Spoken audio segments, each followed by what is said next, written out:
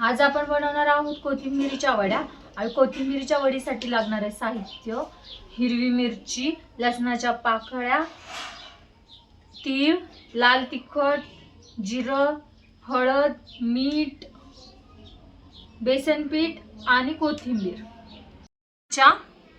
आणि लसणाच्या पाकळ्या या चांगल्या कुटून घेणार आहोत।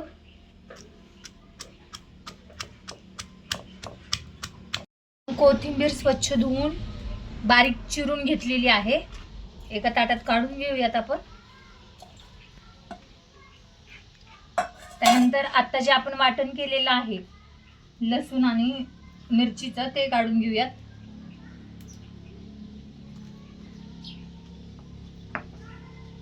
त्यामध्ये आपण आता चवीनुसार मीठ टाकणार आहोत। आपल्याला पाहिजे त्या प्रमाणात टाकून घेऊयात। थोडीशी हळद टाकून घेऊयात। आणि आता आपण बेसन पीठ घेणार आहोत। त्याला पाहिजे असं थोडं थोडं घेऊयात।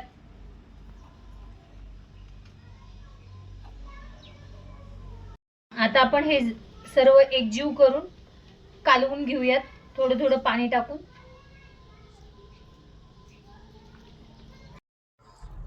आता आपण सगळं पीठ व्यवस्थित मळून असे त्याचे 3 गोळे केलेले आहेत आणि चाळणीमध्ये थोडंसं खाली तेल लावून ते गोळे व्यवस्थित ठेवलेले आहेत। आता हे गोळे आपण वाफलून घेऊयात।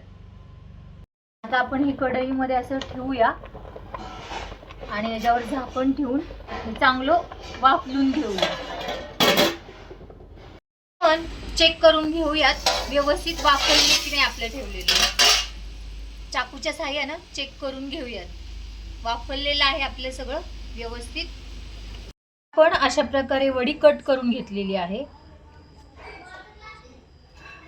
गरम झालेला आहे आणि आपण वड्या छानपैकी तळून घेणार आहोत। आता आपली कोथिंबीरीची वडी तयार झालेली आहे। आपण सजावटीसाठी थोडीशी कोथिंबीर टाकत आहोत।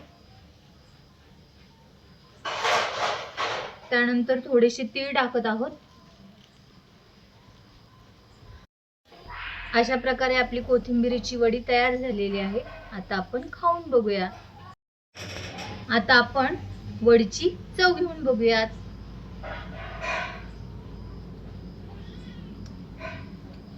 अतिशय सुंदर झालेली आहे वडी। तुम्ही पण अशा प्रकारे घरी बनवून बघा आणि आम्हाला सांगा।